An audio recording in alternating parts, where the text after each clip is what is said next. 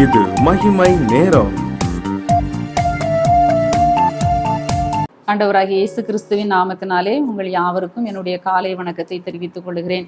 இந்த வாரத்திலே நாம் தொடர்ந்து பாவத்தை குறித்து நாம் தியானித்து வருகிறோம். எது பாவம் அப்படின்னு சொல்லி நம்ம தியானித்து வருகிறோம்.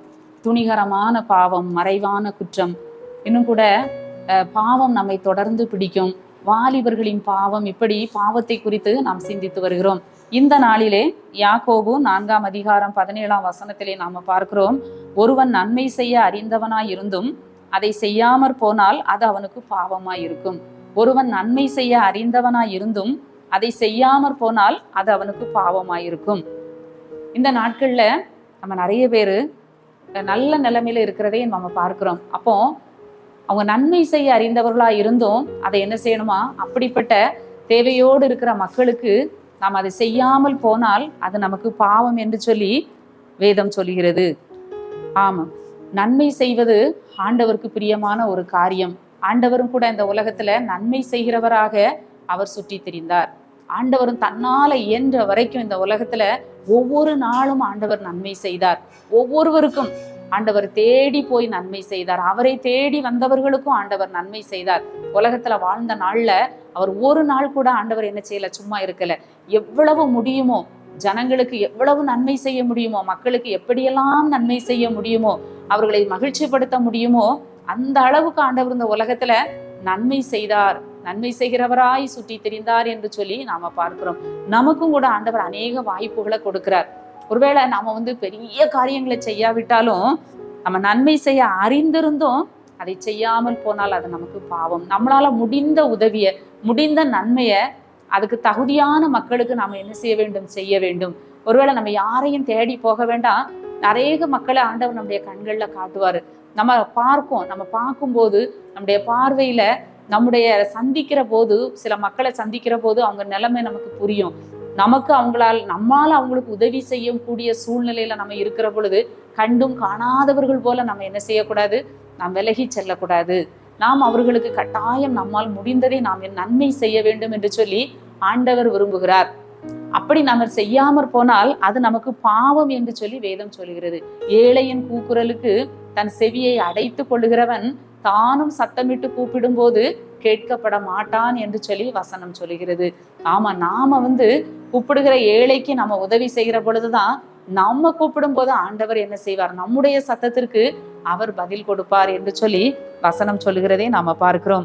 இல்லம் கூட அந்த லாசரு ஐஸ்வர்யவான் சம்பவத்துல நாம பார்க்கிறோம். அந்த ஐஸ்வர்யவானுக்கு எது கண்ணியா போயிற்று, எது அவனுக்கு பாவமாய் போயிற்று என்று சொல்லி பார்க்கிற பொழுது அவன் என்ன செய்தான், அவன் ஒரு விலையேற பெற்ற வஸ்திரம், இரத்தாம்பரமும் விலையேற பெற்ற வஸ்திரமும் தரித்து அவன் அனுதினமும் சம்பிரமமாய் வாழ்ந்து கொண்டிருந்தான்.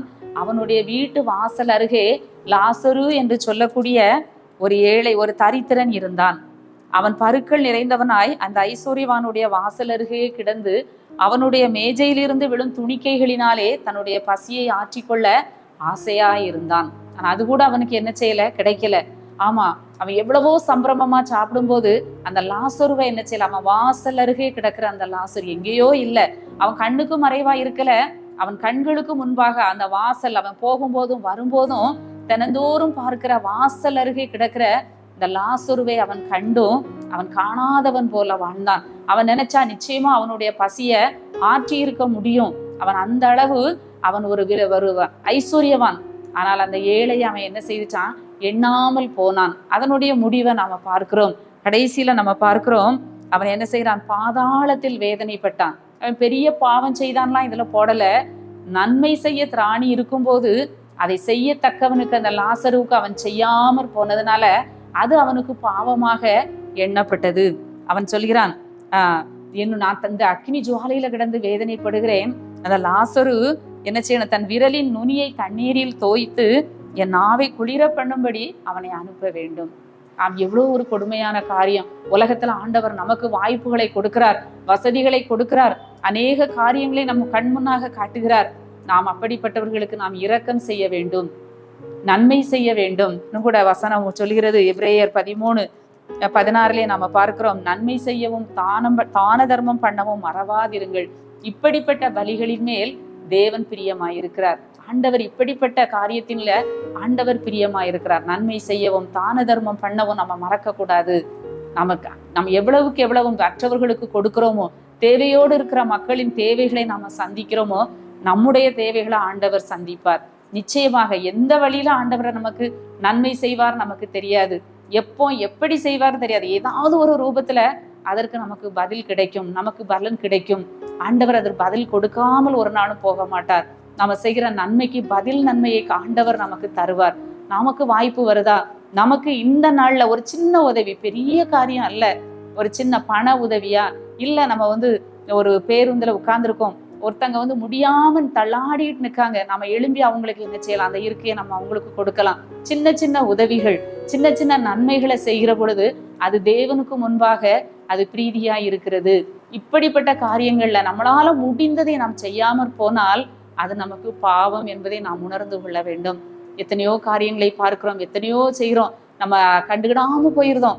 எத்தனையோ பேரை நம்ம பார்க்கிறோம், எத்தனையோ கஷ்டப்பட்டவர்கள், முடியாதவர்கள், இயலாதவர்களை பார்க்கிறோம்.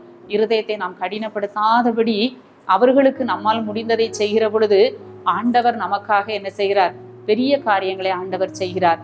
இந்த நாளிலும் கூட நம்மால் ஏதாவது யாருக்கு எதாவது செய்ய வேண்டும் என்று சொல்லி நாம் வாஞ்சிப்போம். எங்களை நேசிக்கிற நல்ல ஆண்டவரே, நல்ல காலை வேளைக்காக உம்மை துதிக்கிறோம், உம்மை ஸ்தோத்தரிக்கிறோம்.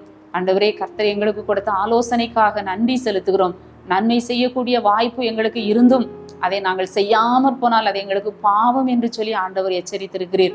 ஆண்டவரே, கர்த்தர் எங்களுக்கு காண்பிக்கிற, நாங்கள் சந்திக்கிற ஒவ்வொரு காரியத்திலும் நாங்கள் நன்மை செய்ய, ஒவ்வொருவருக்கும் உதவி செய்யக்கூடிய நல்ல எண்ணத்தை ஆண்டவர் எங்களுக்கு தாரும். இந்த நாள் முழுவதும் உங்க கிருபைக்குள் எங்களை மறைத்து காத்துக்கொள்ளும். மீட்பர் இயேசு கிறிஸ்துவின் மூலம் ஜெபிக்கிறோம் நல்ல பிதாவே, ஆமென்.